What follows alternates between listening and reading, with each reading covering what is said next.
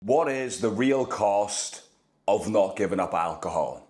As human beings, we are wired to worry about more of a loss than what we're going to gain. So, let's talk about what you're going to lose from quitting drinking, because we all like to look at the negatives. If you quit drinking, that means you will have less excitement in your life. This means that you're not going to have spontaneous nights out on the weekend where you just go out for one beer, you stay out all night till 3 a.m, you take some random girl home, or you stay awake all weekend in a house party. That's not going to happen anymore.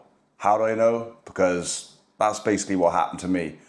I used to go out after work on a Friday, finish work early, have a pint, sometimes get a bag of cocaine, straight to a house party, taking girls home, doing all that sort of nonsense in my 20s. That doesn't happen anymore. Let's talk about what's going to happen if you don't quit drinking. You are going to potentially waste your life. You're going to burn away years of your life that you're never going to get back. It's like this, okay? This is the only analogy I can think of. In December or January, I got spotted for a modelling shoot. Yes, I know, this ugly face. But I got spotted for a modelling shoot in Vietnam. And they said, come to this place at this certain time and we'll take photos of you. And then we're going to use it in Japan, Vietnam. You're going to model these Asian clothes for this new brand. So I was like, okay. So they want me to go on a Wednesday. I usually get my hair cut on a Friday. So I was like, do I go and get my hair cut on Monday, even though I've had it done on Friday? Is that going to be a waste of money? Because my beard was a little bit long and I was thinking in the photos, I want to have a nice jawline, so I want my beard to be, quite trim. Long story short, I didn't get my hair cut, I didn't get my beard trimmed. And I was like, I'm in an hour for like 2 days. I was like, looks a little bit long, maybe it'll look all right, but when I wake up Wednesday morning, it might be too long then and I might regret it. Anyway, turned up to the photo shoot, had the photos done, looked at the photos. Wish I got my beard trimmed. Just a little bit too long. Just didn't look not as sharp as I wanted to look. This is what quitting alcohol is like. It's like you've been umming and ahhing for the last maybe 2 years. You've thought, okay, maybe I should stop now. I'm in my 30s or my 40s. Alcohol's not fun anymore. It's taken away more than it's given to me. And you just get stuck in this cycle of like, should I? And then you go a couple of weeks without drinking and you feel really good and I don't have a problem. I can go out and I can just have one or two. And then you go out and then you have one or two and you're like, bang, I fixed it. I can control my drinking. But then in 2 months' time, you go on a bender for 3 days. You miss work on a Monday, or your missus breaks up with you, or you get into a fight and get arrested. And you think, damn, I wish I quit drinking. But you thought you could control it. This is what happens with alcohol. It's sneaky. It always repeats itself. And sometimes it hits you a little bit harder. The universe gives you a little bit of a nudge and says, see, I told you should have quit. That's what happens if you don't quit alcohol. If you're watching this video now, there's a strong chance that you've done something stupid in the last couple of months.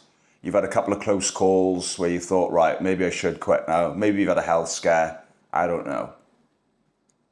But the longer you delay quitting alcohol, the more you're going to lose. And we all say this, right? You're not going to get the time back. You can get money back, but you can't get time back. And that's true. And as we get older as men, or women even worse, we start to lose a bit of energy. We don't look as good. Opportunities are fewer and further between. So you need to make a decision. You need to decide right now that you want to quit alcohol or stop watching these videos. The only way I can describe it is that it's like a habit, okay? So drinking alcohol is it's a bad habit. You weren't born with a glass of vodka in your hand or reaching out for a beer. That's just not the way it is. Like, we all get this thing stuck in our mind where we've got these labels where we call ourselves an alcoholic and that this disease is incurable and we can never get rid of it. So we're always fighting off the urge to drink. But you weren't born with a pint of Carling in your hand. That's just not the way it goes. You turn 16, 18, 21, depending where you live, and you started drinking alcohol, and you thought, this is pretty fun. You kept drinking it, and it became a habit. Put it this way. Say you're allergic to nuts, and you eat nuts, and you almost die. And you go to hospital, and they say, right, you've got an allergy to nuts. You're not going to eat nuts anymore, are you? And it's the same with alcohol.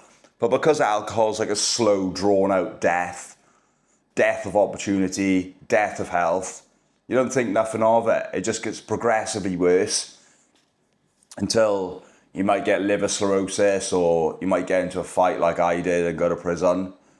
You don't really notice the signs. They're just like slow and gradual and drawn out. And by the time most people realise when they're in their 50s or 60s, it's too late, because you can't go back in time. You get one shot at life. So that's the real cost of not quitting alcohol. If you're a man now, maybe you're in your mid-30s or 40s, you know, you're looking in the mirror, your health's slipping away, you don't look like you were in your 20s, you're not as slim, you don't have as much energy, you're stuck in this job like I was. I'd built this life for myself in my 20s. I thought I wanted to be an electrician. I decided to be an electrician in a house party, and I signed up to go to college like a week later.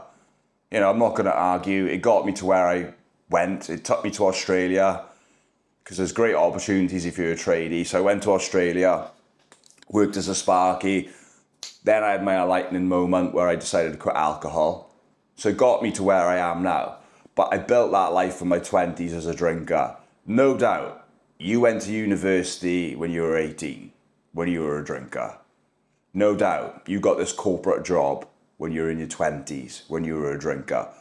Now you're older, you're in your 30s, you're in your 40s, and you're realising that you feel trapped and you don't want to be in this life anymore.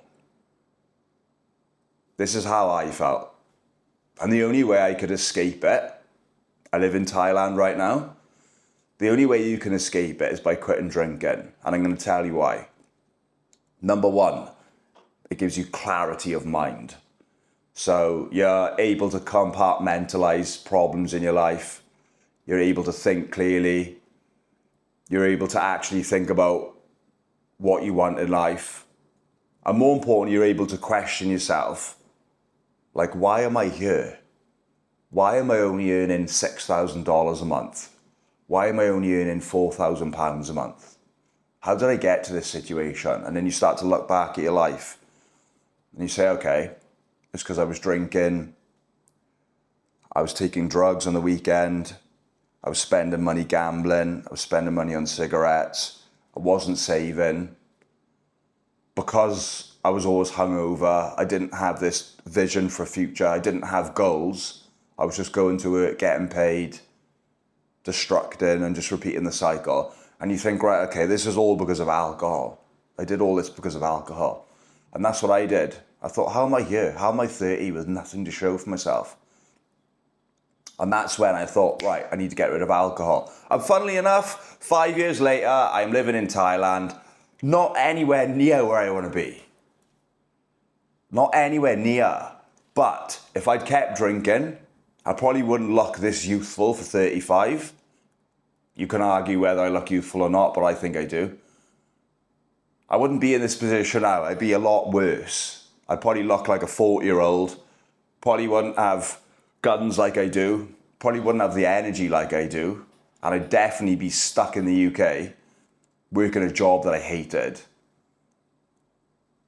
So this is what alcohol's costing you. It's costing you clarity of mind, it's costing you energy, costing you your health, which people don't appreciate until it's on the line. And even then, when it's on the line, people don't appreciate it. You can be dying right now, you can have liver cirrhosis, and you can still be drinking. And you question yourself saying, why am I still drinking? It might mean that if you don't stop drinking, you might never get a family. You know, dating's incredibly hard at the moment.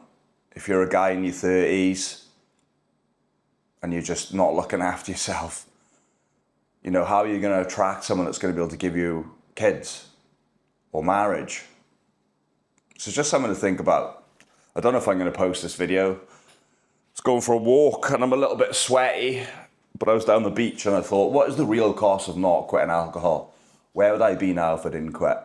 Where would my viewers be now if they didn't quit? I've got a training video for 2025. It outlines how I quit alcohol and how you could quit alcohol. There is an option to book a free roadmap call. You can speak to me for 30 minutes for free and I can ask you questions about your life, spot where you're going wrong and advise you on how you can fix these problems. Thank you for watching and I will see you in the next one.